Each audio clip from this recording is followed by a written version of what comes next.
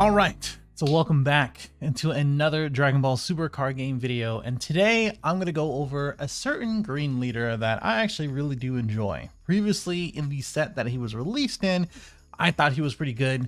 I just don't think he gotten too much traction, and as other leaders and other decks kind of got revealed, it kind of got on the wayside, and there's a lot of downsides to it. With the new ban list and this new set and a couple other things like factors like best of one, and as well as the lack of best of three events, I think he can have some more play. But before I go through all of that, me having a mini stroke yet again, if you want to support us, if you want to play, whatever you want to do, all the links are in the description below. You can buy any of the cards that you see in this video with my TCG player link below. Any of the custom sleeves like the Stay Zero ones, you might have to hit me up on those. You can use your playmat, and as well as our locals on every Sunday, 4 o'clock Pacific time. Please go ahead and sign up. They're completely free. If you're planning to play into these webcam events, if you want to practice, or if you haven't tried it before, please go ahead and do it. It's a lot of fun. They're mostly casual, no pressure. If you want to be competitive, you can be that guy. But if anything, let's get into the video. So you might be asking what leader I was talking about, and that is Kaioken Goku. And for those who actually did swing on over to this and skip, well, I have nothing to tell you. Usually I tell your mom's a hoe, but that's okay. I can understand this time. I kind of clickbaited this one. But if anything, Kaioken Goku sort of got rid of two of the strongest tier 1 decks that we had with the ban list, which was King Vegeta and as well as Dark Broly. Both of those things really hurt the revive mechanic, in which it doesn't get the draw, it doesn't get any effects that revive does get, etc. And if you have been not around or you don't remember the leader itself, here it is. You attack when you draw when you attack on the unawakened side. When you activate revive, which means you pitch a blue-green card, like a multicolored card, or 2 cards that are blue and green, you get to draw 1 card after you activate the revive skill. Basically, when a battle card or any card has a revive skill, you can pitch it, and then you can draw a card on this side. And this is on both your side and as well as your opponent's side. You untap 1, draw 1, and the other side is the same, is that this time you draw 2 when you use revive, and the activate main is that you choose one of your multicolored battle cards in rest mode, and then until the next main phase, which is basically your next turn, they can only attack, they can't attack your leader card. So they can attack your Unison, they can attack any other battle cards, but basically they can't attack your leader card. Majority of the time, they're only going to attack the card that you picked, but other times you just don't do that, or you're not that lucky. Why now, you might be asking, and the reason why I think people should give this a shot, which again, the format is pretty wide open, I would say. It's we still have Cell Surge coming out to combat the blue decks. The blue decks are ramping and doing cool stuff, I guess, in these best of 1 tournaments. Gogeta Xeno is getting like a lot of popularity with the Dark Broly deck out of commission with the erratas. I mean, there's a lot of stuff, but I think people are still sort of afraid to choose the I wouldn't say rogue decks, but the decks that we might have to revisit. And I think this is one of those where these 2 set 14 cards really boost the deck quite a bit. And there are some things that are a bit of an annoying thing that you have to deal with when playing this deck that, you know, it's kind of a con, but I will get through that after I explain everything else. 2 cards are here. Obviously, if you've already seen them, you don't really have to do too much else. 2 cards are here, and if you've already seen them, you kind of already know what they do, but the reason why they're really good in this deck is because they specifically help Kaioken Goku do its own effects and get off its own skills. First one is this Gohan and as well as Krillin. Love the art.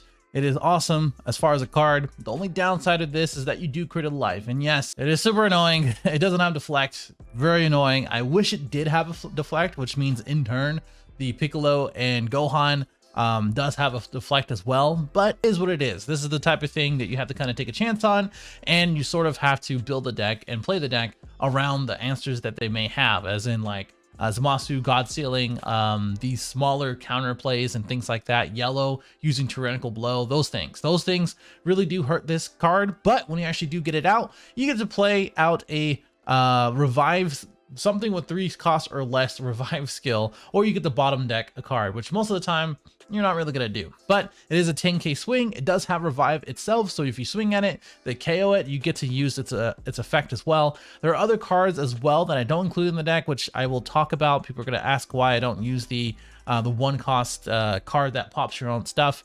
I guess that's one thing that you can do with this too. And another card is the Android 16 Arrival card, which you can pay a green or a blue energy, and then you get to revive, which does have a limit 1, which is a downside, which is, it makes sense because it is a blocker.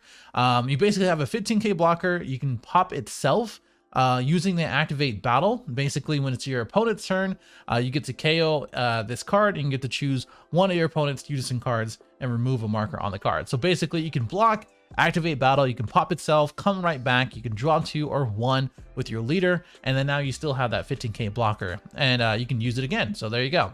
This permanent says if you have blue and green cards in your energy area, if you charge a multi, this is a 1 cost, so it's very nice to have to Arrival itself. And then the auto is that after you swing with it, you get to restand it at the end of the turn. So basically you have a free 15k attacker. So both of these cards enable you to kind of play Kaioken Goku a little bit more, a little bit better.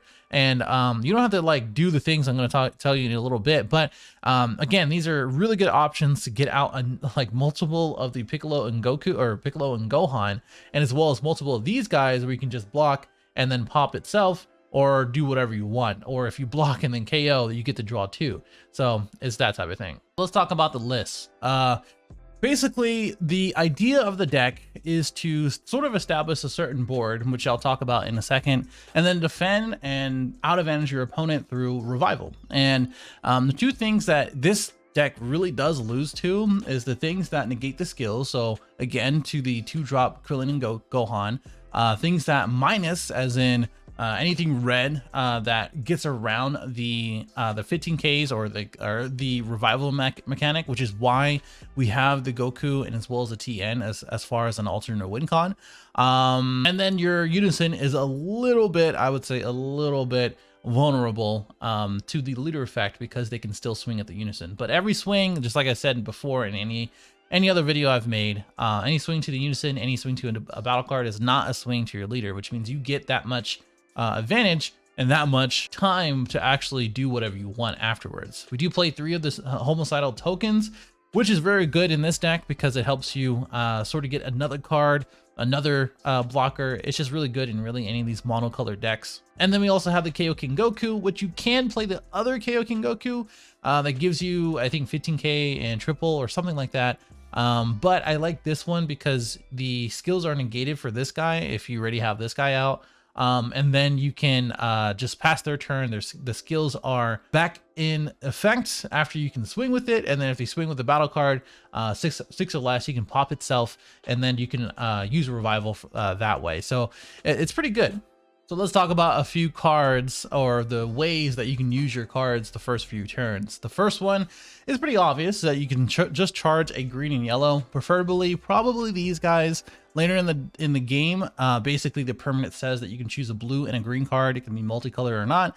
Send it to the warp, and then you can negate the energy exhaust skill from there. And then if you get it on board, which I don't know if I ever did that, you can go ahead and KO a battle card and then draw a card, which is kind of nice for 2 energy. I mean, it's not that great, honestly, but still.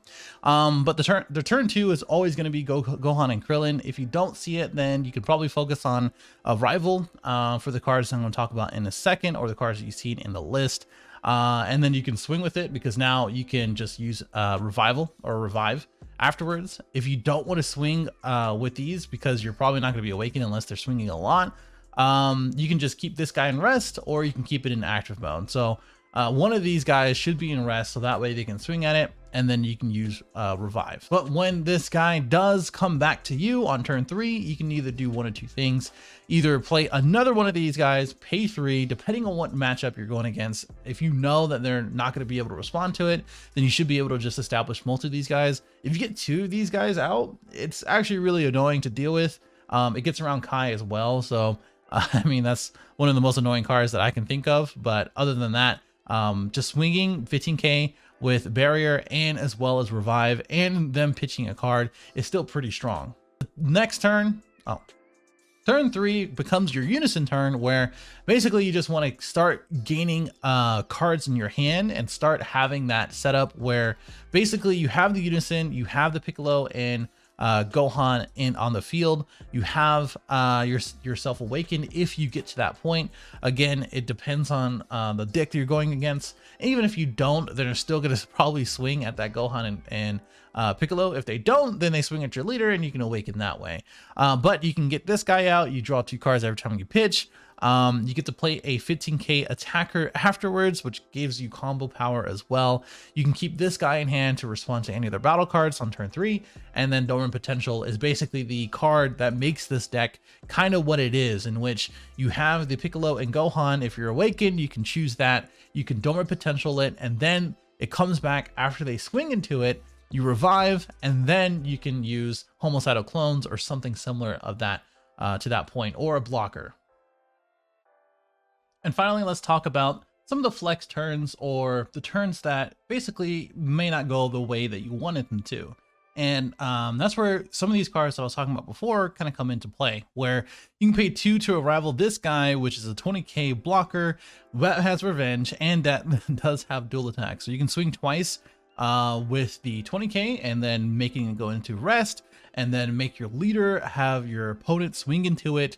So that way any of the battle cards that they swing into, just like the ones that have wide boards, will just trigger revenge. And you can put Bean on it, you can put whatever you can on it from there. Plus, this does make them discard 1 when you actually do play it, or you can play something of energy cost of 1, which you don't play in the deck, but the discard 1 is pretty good. Then of course, the arrival for turn player for the leader effect. The only thing here is that I forgot that the limit 1 or the activate battle is during your opponent's turn, so you can just ignore that. But one thing to know is that you can just kind of swing while you are the turn player, and you can proc off the effect on their end. So basically you can swing, get a 15k attack, just like I said before. You can restand it to get it a blocker effect, and then from there you can block on their end, and then they can KO. You can get 2, you can draw 2 for there, and then use the revive, and then go from there.